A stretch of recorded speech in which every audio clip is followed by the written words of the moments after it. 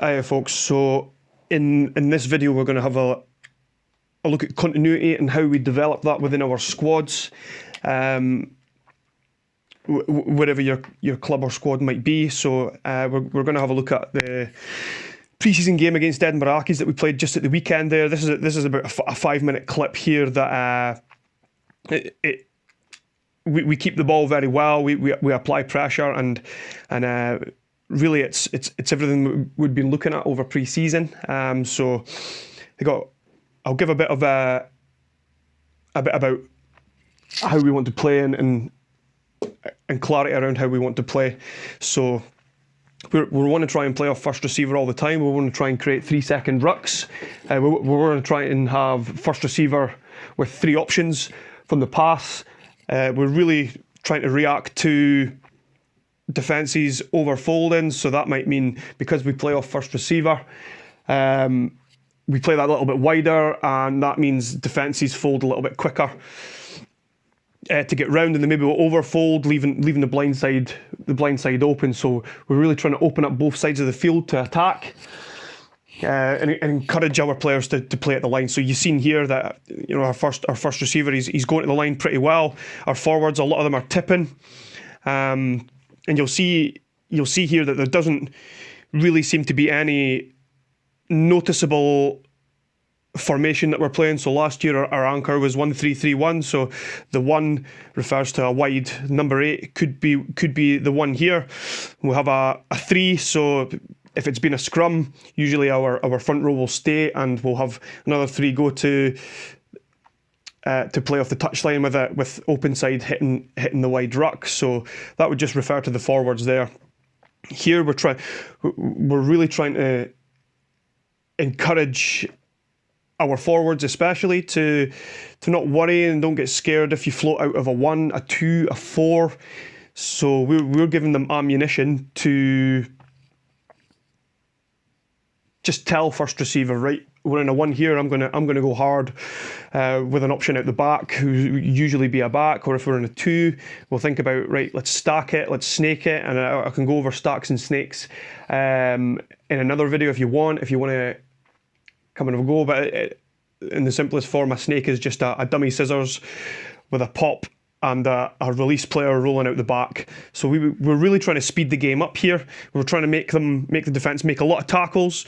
We feel that really improves our chances of retaining our ball or pushing them off ball at set piece, or making them make a mistake, especially if the front row are making a lot of tackles.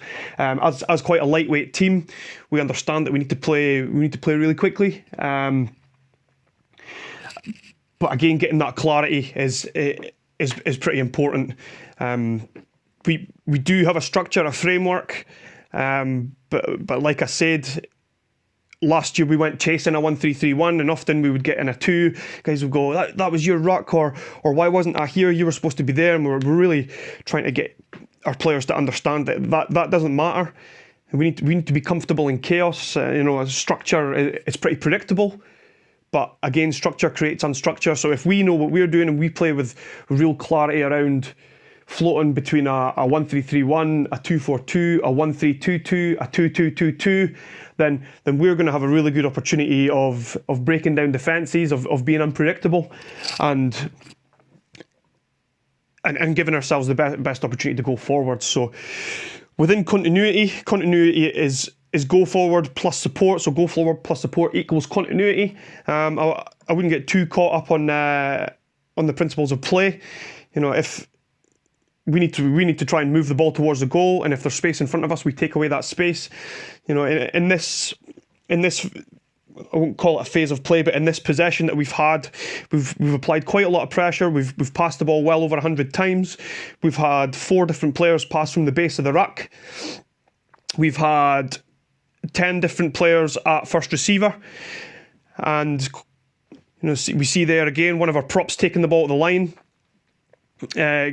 giving the tip away, unlocking defences, and really we're trying to encourage our players to get into that 22 and use all the skills that we have in our core games to really express yourselves, especially in the 22. If we knock the ball on down here, the worst that happens is there's a scrum put in 90 metres away from our try line.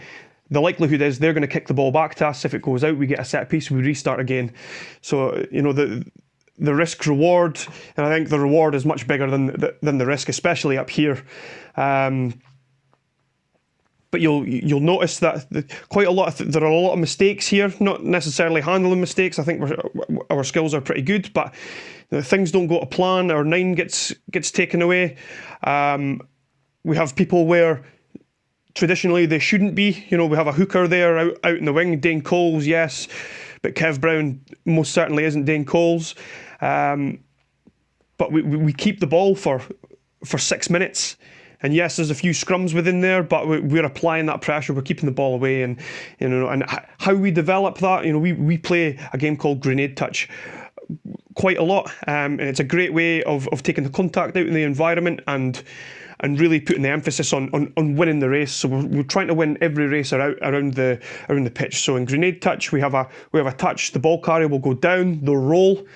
They'll present the ball, and if the toucher or anyone in that team is able to get 2 hands on the ball, it's a turnover. So we're really putting the emphasis on trying to win the race to the ruck, so that we can create a 3-second ruck and we can create disorganisation within it. So here's a clip that we did. This is probably December last year that we did this, and it's playing Grenade Touch. We hit the deck, we roll. So the roll is important. So we felt against Mar we were getting caught out quite a lot, and the roll just bought us an extra little second of time for our support to get there, for us to clear out. So, you know, going back to that graphic that we just seen before, footwork pre-contact for the ball carrier. We want to work on the ground, so roll forward, use your momentum, but then work on the ground to get that ball as far back as possible, and for our initial support players to win the race. So ball carrier, we're looking to go forward, and clearers, we're looking to support. So in this particular game, there isn't any condition on first receiver turnover. It's just letting people play. So we really want to get comfortable in the unstructured stuff. So the game, our training especially, it's probably 80% unstructured and 20% structured. There are lots and lots and lots of mistakes here, and that's fine. We want to have mistakes, but we also want our players to have a lot of fun as well. So see, it's quite light-hearted. You might hear a couple people swearing, but you know, it's all light-hearted. And again, we got a turnover here. We're really wanting to look for opportunities to coach both sides of the ball. So don't step in and have them speaking for 20 minutes, especially with kids. We've probably only got kids for about 20 seconds. So these core skill games, and especially this one where our sole focus is continuity, is you know, it's a really easy way to set up, take away the scary technical side of things out. So we have a few objectives here. Ball carrier, we're obviously trying to score, but if we don't score, we hit the deck, we roll forward, present ball, and within this game, I think it might be 8 on 8, 9 on 9, or 10 on 10, but you know, it's not necessarily a really small-sided game. This could be played from 4v4, 5v5, 6v6, all the way up, and it's given everyone a really good opportunity to play first receiver, to be ball carrier, work on your footwork, to clear out, to even to jackal, you know, and we could add conditions in where, you know, certain people can only score from a kick. One of my challenges is how do I challenge our players more, and little things like that, like for example, Scott Fraser, he's only going to be able to score from a kick. Or if we go to the under-16s, James Blair, you can only score from a kick, or you can't ever be touched, and just things like that. But I think stripping this all back within our continuity, it really helps us nail down our roles before going into the contact situation. And you know, the contact situation is quite messy, but I really feel that this game is a great way of